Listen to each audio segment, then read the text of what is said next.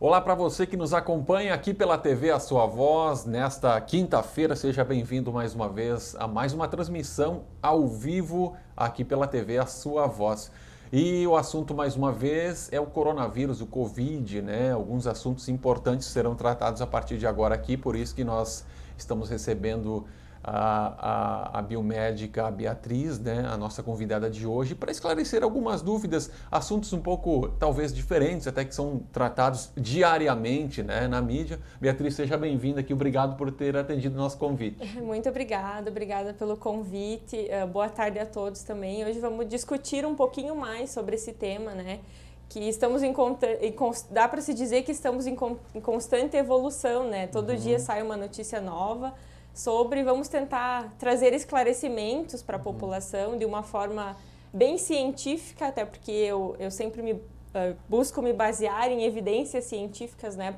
Para falar um pouquinho para a população. Acho que vai ser bem bacana nosso momento de conversa sobre as atualizações, digamos assim, do coronavírus, já que é um tema que vem se discutindo desde fevereiro, eu acho que mais efetivamente, né? Falando em atualizações, o Vinícius e a Isabel estão por aqui também da nossa equipe. Hoje nós tivemos o primeiro caso confirmado de coronavírus em União do Oeste, né, Vini? Isso. União do Oeste teve... Em Palmitos, nós tivemos a confirmação da primeira morte, né, no município de Palmitos. É isso, Vinícius, né? Boa tarde. Aqui ainda. Boa tarde. Ah, tá, não ligou ainda, mas então daqui a pouquinho nós vamos trazer essas informações também. E aqui também na nossa página do Facebook, hoje pela manhã, a gente colocou uma enquete, né? Até porque tem alguns prefeitos por aí que estão de cabelo em pé, né? Com essa situação de que ontem o governador andou falando que seria de definição dos prefeitos a partir de junho voltar com as aulas, né, nos municípios ou não. Até eu queria pedir a opinião da Beatriz sobre essa situação também. E a gente fez uma enquete aqui e olha, a maioria, né, não sei quanto por cento nós temos aí, daqui a pouco o Vini pode nos ajudar também, mas foram aproximadamente 2.000 pessoas que participaram dessa enquete. A maioria está dizendo que não é a hora de voltar ainda com as aulas. Qual a sua opinião, Beatriz, sobre isso? Então, como vínhamos conversando, eu acredito que é o momento dos prefeitos e as suas lideranças no município, né, junto com aí os secretários da saúde, que são bem... têm uma visão sobre a saúde do município também, sentarem e discutirem e observar cada município de modo individual, né? Porque a gente tem várias características diferentes. Inclusive, temos municípios na nossa região que não têm casos ainda, né? Confirmados. Então, eu acho que é o momento de cada município estar sentando com as suas lideranças, verificar essa possibilidade e daqui a pouco voltou, assim, de forma parcial, vamos voltar daqui a pouco um determinado período, ver o que vai acontecer, né? E daqui a pouco, se precisar voltar para casa, vamos voltar para casa, porque eu acho que a gente tem que pensar em estratégias também para daqui a pouco começar essa criançada, de repente, voltar para a escola. Mas eu acho que cada município vai ter que observar o seu município, né? As lideranças de cada município, observar o seu município, as características específicas de cada município, para daí pensar em uma alternativa nesse sentido de voltar ou não, né? É bom você que está nos assistindo aí, Beatriz, eu acho interessante você falar um pouco da tua formação, da tua profissão, né? A Beatriz que tem propriedade justamente para falar dessa situação, né, Beatriz? Então eu sou biomédica formada pela UNOESC, né, em São Miguel do Oeste. Tenho mestrado em farmacologia pela Federal de Santa Maria. Atualmente eu faço doutorado em bioquímica pela Federal de Santa Catarina. Sou professora da UNOESC, né, da UNOESC Campus Xanxerê e também Campus Chapecó. Sou membro da Associação Brasileira de Biomedicina também. E eu trabalho bastante na parte de pesquisa científica. Trabalho muito com idosos, doenças crônicas do envelhecimento, né? Então, a gente trabalha bastante na pesquisa científica, no desenvolvimento em laboratório, né? A pesquisa básica em laboratório. Então, vocês perceberam que a Beatriz realmente tem propriedade para falar e vai tirar muitas dúvidas nossas hoje. Vini, agora sim? Agora sim. Giba, então, aproveitando aqui, vamos começar falando pela enquete. Deixa eu colocar na tela para quem está acompanhando a gente aqui, só um minutinho. Eu tenho a pergunta. Isso. Muito, né? É. Alguns prefeitos também nos pediram justamente justamente pelo alcance que nós temos aqui na nossa microrregião, alguns prefeitos nos solicitaram hoje pela manhã que a gente fizesse essa enquete, né? Isso mesmo. Então aqui a enquete, Giba, ela tem até agora 1,8 mil votos, né? Desses 1,8 mil votos, 74% votaram em não para o retorno das aulas e outros 26% optaram que sim, que seria um momento de retornar às aulas. Então a gente vê que há uma quantidade bem maior de gente querendo o não retorno por enquanto, né? Se já se perdeu esse tempo até aqui, se perdeu não, ainda tem atividades online, à distância, mas enfim, o presencial, né? E aproveitando, Giba, sem tirar muito tempo da transmissão aqui, sobre o caso de Covid-19, então, diagnosticado em União do Oeste, já noticiado pelo nosso site, divulgou, então, na tarde de hoje, uma jovem de 25 anos que reside e trabalha no município. Além desse caso, há outros 3 suspeitos em monitoramento e os 5 familiares dela, então, que também seguem sendo monitorados, estão isolados, mas não tiveram o caso confirmado. União do Oeste que já descartou outros 22 pacientes, né? E Palmitos, né, uma situação um pouco mais crítica, uma cidade praticamente vizinha nossa aqui em Pinhalzinho, teve a primeira morte pela Covid-19 ontem, mas confirmada apenas hoje, né? Então foi uma mulher, Nádia é o nome dela, sem a idade divulgada. Ela faleceu no Hospital Regional de Palmitos e o corpo foi sepultado de imediato, né? Protocolo padrão já para quem tem o caso. O que assusta também em Palmitos é o número de casos no município pela proporção até de população, enfim. São 52 casos, ontem tinham 52, desculpa. Então, tinham 36 ontem, hoje já subiu para 52. Até agora, desses 52, 12 se curaram e essa mulher, então, ela acabou vindo a falecer. Então, ontem foi confirmado hoje como morte, então, pelo Covid-19. Certo. Hoje teve também a confirmação do 9º caso de coronavírus aqui em Pinhalzinho também, né? Isso mesmo. Confirmado hoje. Isso mesmo. O que chama atenção também, né, Beatriz? Aqui na nossa região, olha, teve União do Oeste, que é um jovem. Aqui também, hoje, mais um jovem do bairro Bela Vista, foi confirmado, 29 anos. São pessoas mais jovens. É porque justamente eles estão mais no dia a dia trabalhando e tal. Como que você observa isso? Bem provavelmente o que a gente tem observado que é a população que está em atividade, né? Porque se a gente observar a nossa população idosa aqui na região do Oeste, a maioria tá, por exemplo, atividades que tinha de grupo de idoso, isso cessou todas as atividades. Os idosos estão tendo uma restrição de ficar mais em casa. Isso a gente observa que eles estão preocupados com isso. E o que tem se observado é justamente a população que está ativa, né? Nós temos aí essa taxa de perto dos 30 até os 50 anos ali, que é a população da nossa região que está mais ativa. Assim como em frigoríficos, se a gente observar, tem uma população com essa idade menor, né? Não chega a, sei lá, 60, 70 anos que está em atividade, então... principalmente por ser essa população que está ativa, né? Está trabalhando, que precisa trabalhar, né? Você que está chegando agora também pode participar aqui da nossa live, né? Você pode fazer a sua pergunta, participar aqui, que na medida do possível a gente vai interagindo. Beatriz, é interessante a gente fazer um resgate histórico, né? Como é que tudo começou, se dá para se dizer, né, de onde veio, para quem tem muita dúvida ainda, né, sobre essa parte histórica mesmo. Eu acho que quando a gente fala em coronavírus, é bom a gente trazer para a população que ele não é um vírus, a família dele não é uma família nova. Lá em 1962 teve a primeira descoberta, né, o primeiro diagnóstico de um coronavírus. Hoje nós estamos no 7º coronavírus. Em 2003, nós tivemos, então, aí na China, mais especificamente, dá para se dizer assim, uma determinada crise aí com uma infecção por um SARS-CoV-1, que é um vírus muito semelhante ao de hoje, mas o de hoje ele é muito mais grave, digamos assim, que então na China teve um número de população aí, foi perto de 1.000 óbitos, também uma população que foi a óbito, e ele causava uma espécie de pneumonia, assim, não se alastrou muito assim no mundo porque ficou mais isolado mesmo, parecia que era um vírus que não tinha essa capacidade de infecção, né, de se disseminar na população. E aí depois a gente teve então casos em 2006, 2005 de situações que foi diagnosticado coronavírus, ou seja, em animais. Depois lá em 2012 nós tivemos então a MERS, que é uma doença causada também por um tipo de coronavírus, que foi mais lá no Oriente Médio. E agora, então, final do ano passado, mas no metade de dezembro aí, que foi se lançado, dá para se dizer assim, na mídia, os primeiros casos, né, dessa infecção pelo SARS-CoV-2, né, que causa então toda essa doença sistêmica que a gente observa hoje, que não podemos mais dizer que a Covid-19, que é a doença causada pelo SARS-CoV-2, que é o vírus, né, o coronavírus, não podemos mais dizer que é uma doença pulmonar, porque ela já se sabe que ela pode afetar o sistema nervoso, o sistema vascular, né, a circulação, já se sabe que ela pode afetar o nosso sistema gastrointestinal, causando, por exemplo, sintomas como diarreia, que até alguns dias, né, não podemos falar tempo, porque a gente está com dias, né, não se sabia de pacientes que teve diarreia não se associava, mas hoje já se está associando,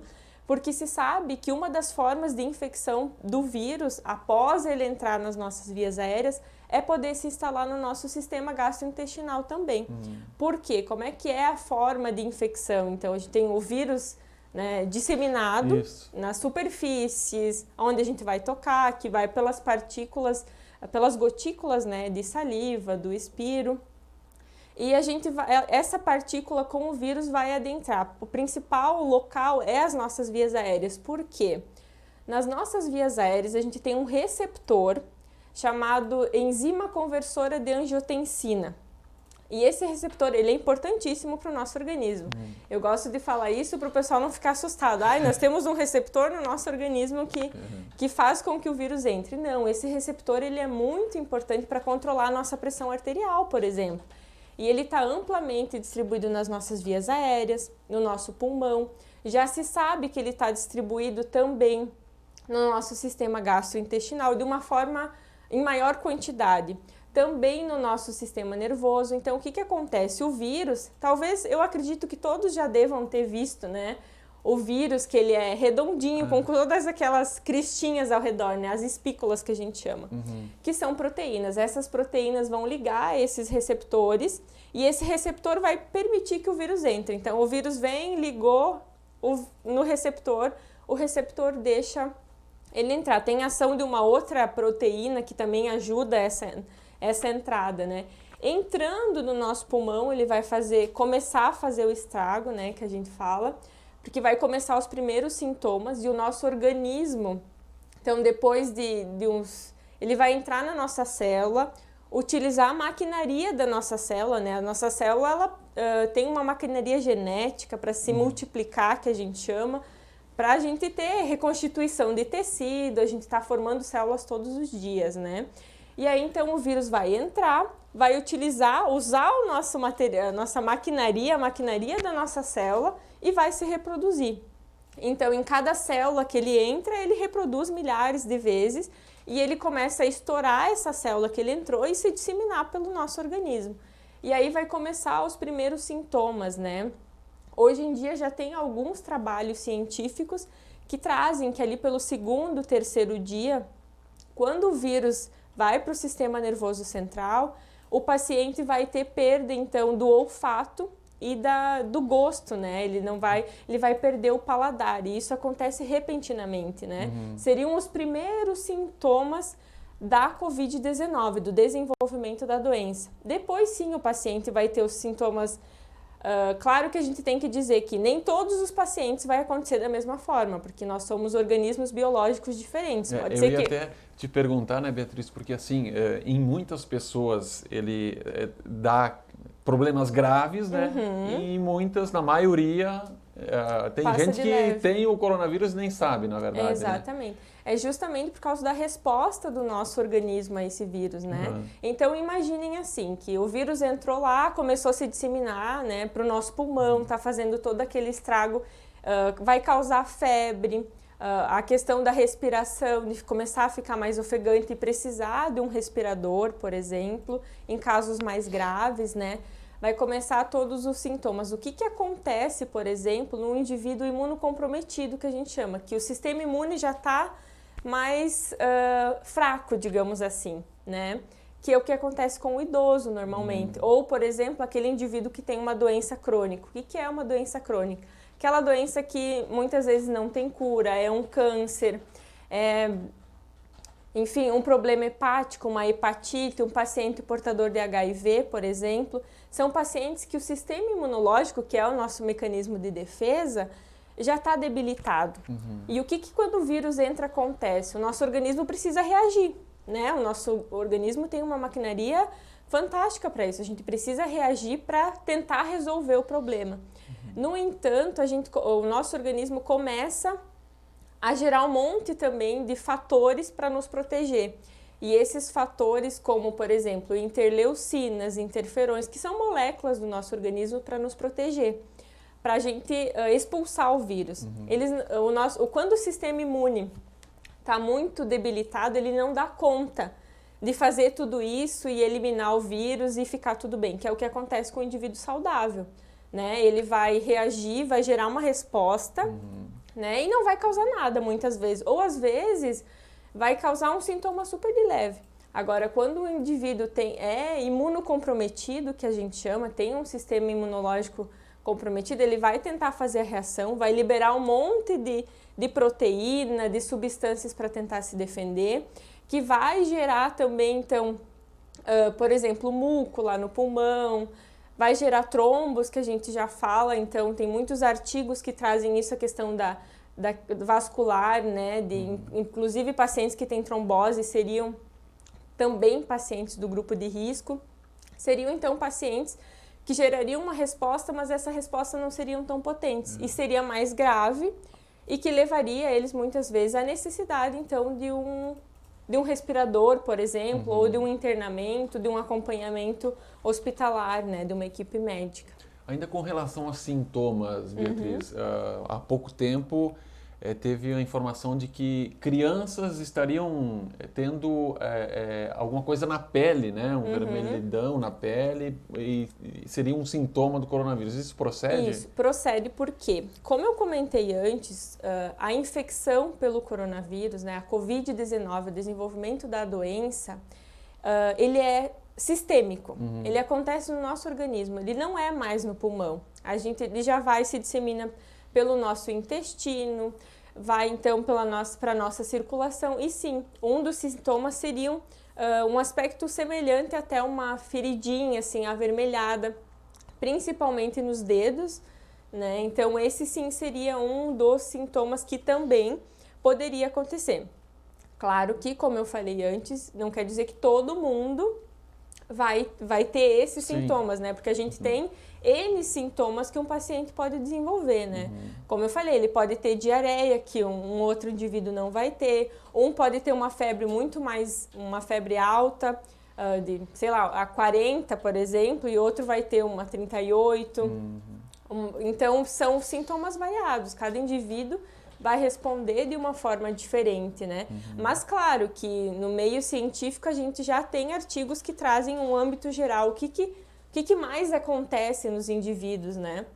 Então a gente já tem isso também, que começa então a partir do 5º dia, do 3º dia esse sintoma de faltar o olfato, faltar então o paladar, aí depois entramos no 5º dia com a febre, começando com a febre, e aí depois conforme vai avançando até mesmo a perda da respiração, né? Então começa a fadiga, o cansaço.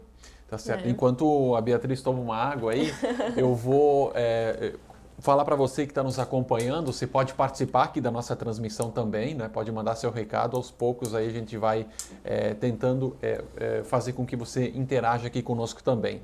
A Beatriz é biomédica e hoje está conversando com a gente sobre alguns assuntos interessantes com relação ao coronavírus. E sobre o tratamento, Beatriz, né? Como é que está essa situação sobre o tratamento, como é que é o procedimento do tratamento? Então, quanto ao tratamento, hoje em dia a gente não tem vamos, por exemplo, para dor de cabeça, toma um paracetamol, a gente sabe que vai funcionar, sim, né?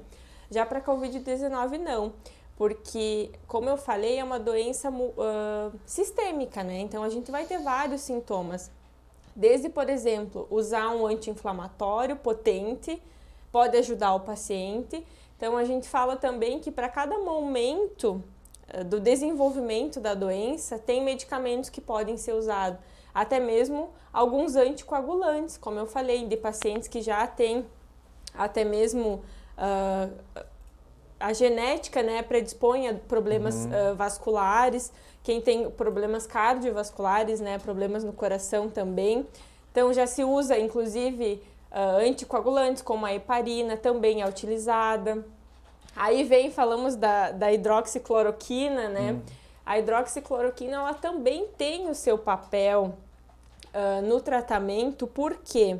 Porque ele é um antiviral, que a gente chama, ele age sobre os vírus, né? É um medicamento muito antigo usado para malária, porque ele impede essa multiplicação viral, né? Então ele também tem o seu papel, mas claro que aí entra os efeitos adversos, né? Que eles se agravam quando a gente tem um paciente com problemas cardiovasculares, principalmente, né? Então aí que está o acompanhamento médico, porque a gente precisa ver em que estágio está esse paciente, né? E até mesmo o que está se fazendo mais efeito, por exemplo, teve um artigo da Nature, e saiu, enfim, pelo início do mês, que ele traz alguns medicamentos que são utilizados para o HIV, como o Remdesivir, alguns desses voltados para o tratamento do HIV, que também são antirretrovirais, que impedem a multiplicação de vírus, que estariam sendo bem eficientes no tratamento. Então, ainda se está fazendo, dá para se dizer, tentando que está se saindo melhor, assim, por mais que saiu essa semana um estudo com 96 mil pacientes, né, que, se eu não me engano, foi da Cell, não lembro exatamente qual é a revista, mas uma revista científica de alto impacto, que ela traz, então, que a hidroxicloroquina não teve efeitos tão eficientes frente né, nessa população testada. Então, assim, tem muitas controvérsias ainda, né? Então, eu acho que a gente precisa avançar muito, mesmo que, se a gente pensar que em dezembro saiu os primeiros casos, né, de coronavírus lá na China, e até hoje a gente está passando de 30 mil papers publicados, né?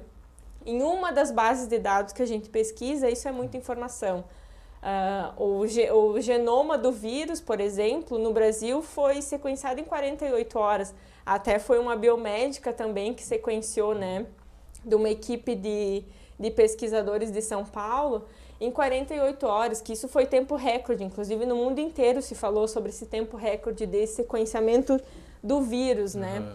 Então, assim, a gente já tem muita informação, diferente do que acontecia antigamente, mas a gente vai precisar evoluir bastante para se dizer esse tratamento vai ser 100% eficaz, assim como para a gente chegar a uma vacina, né? Eu ia perguntar da vacina, né? Então, possivelmente que vai demorar mais tempo, então, né? O que a gente vê é que, assim, pelo menos aí a gente tem uma caminhada de 8, 9, 10 meses pelo que a ciência vem falando sobre a questão da vacina, que a gente tem um tempo, né, para conseguir executar, né, fazer todos os testes que precisam ser feitos, precisa ser feito modelo em laboratório, modelo em animal, até fazer testes clínicos com pacientes, né, a gente tem um tempo aí, e assim, tem mais de 120 vacinas sendo, protótipos, né, de vacinas sendo investigados no mundo inteiro.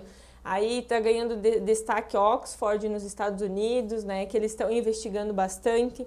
Dá para a gente falar das duas maiores indústrias farmacêuticas do mundo que se uniram, duas concorrentes que se uniram para tentar descobrir a vacina. Então, o mundo inteiro se uniu para isso, né?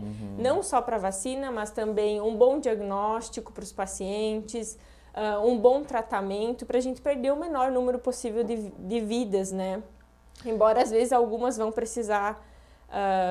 precisar perder para conseguir ter um diagnóstico mais efetivo depois, um tratamento mais efetivo, né? Pois é, Beatriz, tá todo mundo se perguntando, né, até onde vai essa pandemia, né? O que dá para que dá para falar sobre perspectivas, né, com relação a isso? Assim, é muito difícil a gente falar até onde vai, porque a gente não sabe o que vai acontecer amanhã, né? Pode ser que o vírus mute, que amanhã seja um vírus diferente do que é hoje diagnosticado hoje, que isso já se sabe, que o vírus muda muito rápido, a gente tem diferentes sequências gênicas Então, quer no dizer mundo inteiro. Então quer dizer que quando pode se descobrir uma vacina, mas ela pode não funcionar? Exatamente, pode ser que isso aconteça, porque o material genético do vírus muda muito, né? E a gente realmente não... A gente está navegando, assim, tentando fazer o melhor para que a gente perca o menor número possível de pacientes. Mas é difícil a gente dizer o que vai acontecer. Será que tudo isso vai passar? Será que nós vamos ter que se adaptar a isso e conviver com isso, conviver com todos os cuidados higiênicos que nós estamos convivendo? O que eu posso falar é que sim, o mundo está num movimento, a ciência está num movimento tremendo para a gente tentar descobrir um tratamento 100% eficaz, tentar descobrir uma vacina para esse vírus. Então existe um movimento e isso a população pode ficar muito segura que o mundo inteiro o Brasil está se movimentando muito. O Fiocruz, que é o laboratório, né, referência no Brasil, está fazendo um movimento extraordinário. Está sendo referência para vários outros países, como Paraguai, Uruguai. Inclusive, teve lideranças desses outros países que vieram para o Fiocruz fazer treinamentos para como lidar com o diagnóstico do vírus. Então, assim, o mundo inteiro está se movimentando para a gente encontrar uma cura daqui a pouco, encontrar uma vacina para ser um método de prevenção, mas a gente ainda está, como dizer, pisando em ovos, né? A gente não sabe muito o que vai ser amanhã, né? Tá certo. Alguma pergunta, Vini? Giba, tem a participação aqui dos familiares e amigos da Bia aqui, mandando um alô. Tem a Ete por aqui já, também a Vanessa Stein, elogiando o conteúdo da live até agora. E eu vou aproveitar, já que eu já estou falando aqui, para trazer uma curiosidade. Notícia agora do final da tarde sobre a Covid-19. Com 4.856 óbitos, o estado do Rio de Janeiro ultrapassou a China em número de mortes. A gente sabe que tem essa questão da China daqui a pouco de não ter notificado tudo, mas é um número, no mínimo, preocupante também, né? Preocupante. Exatamente, é um número bem preocupante, né? Cada novo óbito que tem, nós ficamos preocupados, obviamente, porque ninguém quer perder nenhum ente querido, né? Então, realmente, no mundo da ciência, o que eu tenho lido, o que eu tenho estudado, todos falam, inclusive eu assisti uma palestra de uma professora que está nos Estados Unidos, ela falou que lá se fala muito que a China não está sendo sincera, mostrando os reais resultados o número de contaminados, né? Então existe, inclusive tem alguns cientistas que falam que inclusive lá em setembro estava tendo um caso de pneumonia diferente lá na China e que não estava sendo notificado e depois só em dezembro que foi notificado. Então, quanto à China, a gente tem que ficar meio duvidoso, assim, do que realmente se eles estão falando a verdade ou não, né? Sobre os casos que aconteceram lá. Beatriz, eu tenho aqui algumas curiosidades também, né? Por exemplo, teve pessoal que falou sobre gatos e cachorros, os pets, né? Eles podem contrair o Covid? Já se sabe que sim. No início até da pandemia se falava-se que não, mas até faz 2 semanas que foi publicado, não nesse sábado que passou o outro, um artigo da Nature comprovando que os pets podem pegar dos seus donos e inclusive eles podem transmitir também, e eles dão até umas orientações de que quando vai passear com o pet, que faça a higienização do seu pet, dê banho no seu pet antes de entrar de volta para dentro de casa, né? Também teve um outro estudo que eles testaram em gatos, então em modelo experimental, né, utilizando os gatos, e que os gatos conseguiram infectar entre si com o coronavírus e tem a possibilidade de transmitir para o humano, então já se sabe que com os pets é possível. Os estudos que tem até agora é com cachorros e com gatos, né? Não se tem com outros, porque a gente sabe que tem outros pets também, mas não se tem ainda. O que se tem falado é sobre os cachorros e com os gatos. Mudou então, né? No decorrer aí. Isso. Assim como eu acredito que várias coisas vão mudando, assim, porque a gente vai descobrindo coisas novas e cada vez vai se pesquisando mais, né? Então, possivelmente que daqui a pouco nós vamos ver cachorros e gatos de máscara por aí, né? Com essa situação aí. Outra coisa também, Beatriz, o risco para as mulheres grávidas, como é que é? Aumenta, não? Elas precisam se cuidar mais? Sim, grávidas elas são consideradas um grupo de risco, principalmente pelo sistema imunológico, né? Grávidas são um grupo de risco, então tem que ter um cuidado maior. Mas já teve 3 estudos bem relevantes, um que estudou inclusive 38 grávidas, foi na China também, que foi publicado esse estudo, 38 grávidas, todas com Covid, né, que tiveram a doença, e o vírus não conseguiu passar para o bebê, por exemplo, né, não conseguiu fazer essa transfecção para a placenta.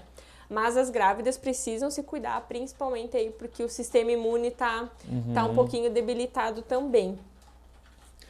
A infecção é maior nos homens do que nas mulheres. Procede isso? A gente está observando que sim, né? É observacional isso, que a gente vê que o maior número de óbitos, inclusive, acaba sendo em homens, mais do que a gente tá observando. Mas não se tem uma clareza por quê. Por que isso acontece mais em homens e mais em mulheres? Teve algumas hipóteses de que talvez porque os homens têm o maior número desses receptores que eu falei lá no início, que o vírus usa para entrar no nosso organismo, mas não se sabe muito ainda por que está cometendo mais homens do que das mulheres. Tem também um outro fator que até alguns cientistas fizeram uma carta, digamos assim, falando sobre isso, da questão de que as mulheres têm muito mais cuidados higiênicos do que os homens. Então isso também pode estar sendo um fator, né, que os homens estão sendo mais infectados. Enfim, mas não se sabe muito por quê, mas o que a gente observa é que o vírus está infectando mais, que tem mais homens doentes do que mulheres, né? O tipo sanguíneo daí? Então, o tipo sanguíneo eu acredito que muita gente já viu, ou até mesmo compartilhou, né, em Instagram, em Facebook. E assim como em outras crises epidemiológicas que já se teve, que falava assim, possibilidade de um grupo sanguíneo ter mais infecção do que o outro. Teve alguns estudos já publicados sugerindo que o A positivo estaria mais propenso à infecção, mas não se chegou a uma conclusão, né? Uma conclusão exata de que se o vírus infectaria mais pacientes do grupo A positivo ou indivíduos do grupo O, por exemplo. Tá certo. Beatriz, quero agradecer a sua participação aqui, né? E desde já convidá-la para estar mais vezes aqui para participar conosco. Agradecer a você, internauta, que esteve aí ligado com a gente também. Acredito que a população aos poucos vai precisar aprender, né, a conviver com isso, né, Beatriz? Exatamente, eu acho que quanto mais a gente se cuidar, melhor. Então, eu gosto de falar que às vezes o cuidado não é só para nós nos cuidarmos, né, de nós não nos infectarmos, mas é pelo outro também, né, porque o fato de você estar lavando muito mais a mão, utilizando a máscara, né, nós até não estamos utilizando aqui, mas estamos distantes. Então é um cuidado bem importante que a gente possa ter e que eu acho que isso tudo vai ajudar, né, de uma forma ou outra, ajudar a população de um modo geral. E eu acho que nós estamos num momento de unir forças e não de nos abraçarmos, né, no sentido de que se todo mundo trabalhar junto para cuidar, para manter uma boa higiene, para usar máscara, usar o álcool gel, fazer limpeza com álcool, por exemplo, a gente com certeza vai estar prevenindo aí a infecção e a disseminação do vírus. Obrigado. Muito obrigada. Obrigada a todos os participantes também. Obrigada. Tá certo. Obrigado mais uma vez à biomédica a Beatriz, conversando com a gente aqui. E nós encerramos por aqui essa transmissão ao vivo. Obrigado a você que esteve ligado conosco. E nós voltamos a qualquer momento com novas informações.